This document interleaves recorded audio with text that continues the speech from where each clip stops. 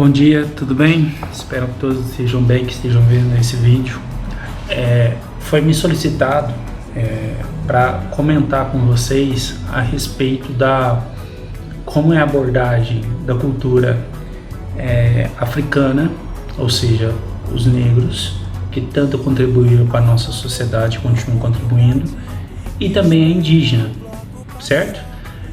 Sou professor de História, sou vice-diretor da Escola Estadual Minas Gerais, localizado na cidade de Uberaba, no centro da cidade, na Praça Frei Eugênio, número 473. Então vamos lá. Primeiramente, fica claro o seguinte: hoje a cultura afro-indígena ou indígena africana, ela é abordada nos livros de história, ela é trabalhada sim nas escolas estaduais, no conteúdo didático. O conteúdo didático deste que a gente tem que deixar claro que ele é quase que uniformizado. Por quê? Porque existe uma LDB nacional e nessa LDB vem preconizado que os livros, nos livros tem que ser inserido esse conteúdo, e graças a Deus existe os artigos inerentes na LDB, que possivelmente talvez não teríamos nem mesmo esse mínimo. Podemos fazer primeiramente o paradigma, comparando como que é o ensino hoje em relação a essas duas temáticas, como era 10, 15 anos atrás, ou até mesmo mais, quando eu era aluno, por exemplo. Quando eu era aluno, por exemplo, no ensino médio, não existia essa abordagem. Na verdade, a cultura indígena e negra era abordada como aquele que era dominado, aquele que contribuiu como escravo. Era mais nesse sentido, porque os livros eles tinham uma visão positivista, apenas trazia o fato, e muito mal relatado por sinal, né? Porque omitia esse outro lado tão importante na nossa cultura. A partir de 2012, 2013, os livros que são direcionados, os materiais de estudo direcionados para o Estado melhoraram muito. E nesse mesmo sentido melhorou também essa abordagem.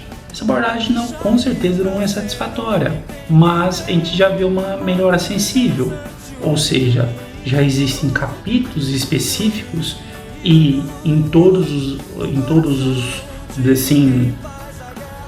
os temas correlatos traz o papel primordial das sociedades indígenas e negras na construção da nossa cultura. Eu mesmo, como professor, eu até gosto de me colocar nessa posição, porque os alunos eles se apegam muito a nós e nos têm como referência.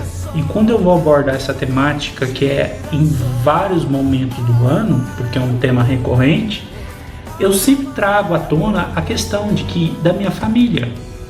Eu até falo para eles: olhem para mim, sou branco, sou moreno, que cor que eu sou? O que vocês acham? Vocês acham que na minha família tem negros, tem indígenas? A resposta geralmente é que não tem.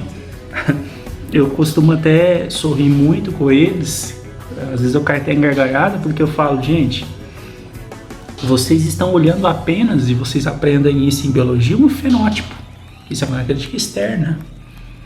Aí vou e conto um pouco para eles da minha origem.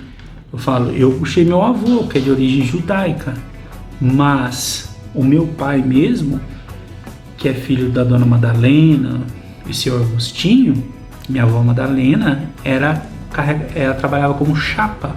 Para quem não sabe o que é chapa, ela carregava sacos de cimento e de grãos, geralmente de grãos, e descarregava de caminhões. Então ela trabalhava em armazéns. Minha avó era negra, forte, abessa, e infelizmente esse trabalho pesado também acometeu muito as veias. Então no final da vida, quando eu a conheci, porque meu pai foi um filho temporão, vamos dizer assim, ela já estava bem doente no sentido da circulação das pernas, por causa desse serviço pesado. Meu avô já era magrelinho, de origem judaica, cabelo claro, cabelo liso, etc. Meu pai, por exemplo, que Deus o tenha, meu pai era branco, de olho verde, mas cabelo caracolado, bem caracolado mesmo. Então assim, mas Alexandre, você tem um cabelo liso, vamos dizer assim. Mas por que disso? Por que disso? Aí você tem que olhar a minha outra origem. Porque do lado da minha mãe, nós somos descendentes de portugueses e somos descendentes de indígenas também. Esse cabelo vem lá dos indígenas, não são nem dos portugueses. Porque minha avó Itelvina, minha bisavó, melhor dizendo, eu não cheguei a conhecer, mas minha mãe conviveu com ela, ela foi pegando um laço. Ou seja, dali nasceu minha origem indígena. Então, nessa pequena explanação da minha origem até o que eu conheço, ou seja, 3 gerações atrás, eu tenho judeus, tenho portugueses, tenho negros e tenho também indígenas. Então, a nossa característica fenótipa é só um acaso. Eu sempre saliento muito para os meus alunos que eu posso casar com uma moça e ter o cabelo cracolado igual do meu pai, que pode puxar o avô e assim por diante. E tento sempre demonstrar para eles, quando toco nesse assunto tão importante, a questão genética, que preconceito é burrice. Toda pessoa que demonstra certo tipo de preconceito de cor, e hoje infelizmente existem outros preconceitos, não é de hoje, né, mas sempre existiu, mas hoje é muito, que é o preconceito social, que é o preconceito em relação ao grau de estudo da pessoa, e até mesmo de opção política, né, ou sexual, isso está muito na moda, infelizmente. Eu falo para eles, gente, a questão do preconceito racial, ele é um total desconhecimento. Só mostra que a pessoa não estudou. E se estudou, não aprendeu. Não estudou genética lá, com Mendel, questão do fenótipo e genótipo. Então, assim, eu tento alertar para eles que é uma falta de conhecimento, para não falar que é burrice, né? Essa questão. E nos livros do ensino médio e no ensino fundamental, hoje é trabalhada essa contribuição das culturas afro-indígenas para a formação da nossa sociedade. A sociedade brasileira não é uma sociedade branca, portuguesa, europeia. É uma sociedade do mundo e, sobretudo, uma sociedade construída com o suor e o sangue dos índios e também dos bantus e sudaneses que vieram à força da África.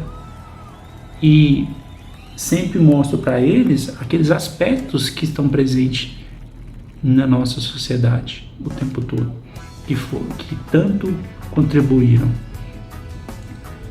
E essa temática, geralmente, ela suscita muitas perguntas por parte dos alunos, porque eu tento incitar eles a fazer essa mesma pesquisa que eu já fiz na minha família com as famílias deles próprios. E eles trazem informações muito importantes, que vamos dizer assim, o que é ser brasileiro, que é essa mistura. Eu até brinco com eles, que eu falo para eles, se você for descendente de japonês e só de japonês, pelo menos há 2, 3 gerações, você não é brasileiro, como tipicamente nós somos. E demonstro para eles e vou mais a fundo, que é a questão da origem do homem na África. Será que eles eram brancos? Ou seja, por que apareceram depois homens brancos se eles não eram? Que é a questão do fenótipo realmente. É uma matéria muito importante. Tem que ser abordado no meu conceito de forma interdisciplinar. Tem que ser abordada de forma pacífica com os alunos, no sentido de fazer eles terem reflexões sobre as próprias vidas. E de que eu tento levar que eles reconheçam naquele que tem preconceito falta de conhecimento. Porque, na verdade, o que tem preconceito é que tem falta de conhecimento. Às vezes ele frequentou a melhor escola do Brasil, mas frequentar não quer dizer aprender. Deveria ter aprendido e respeitar todos de forma igual, porque todos somos iguais.